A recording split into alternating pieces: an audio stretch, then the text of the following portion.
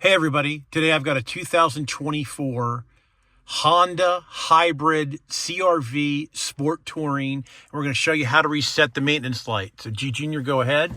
What you want to do is put your foot on the brake and start the car up. And then you wait for the entertainment screen to boot up.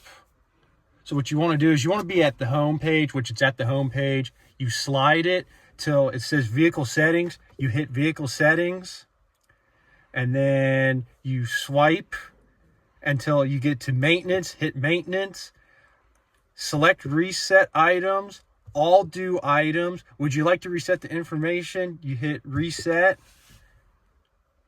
and it's resetting. Maintenance information has been reset. So there you go. Alrighty, everybody, thanks a lot for watching. That's how you reset the maintenance information on a 2024 CR-V Hybrid Sport Touring. All right, everybody, thanks a lot for watching. Please subscribe. You can always do that in that corner. Please give me a thumbs up if you like the automotive videos.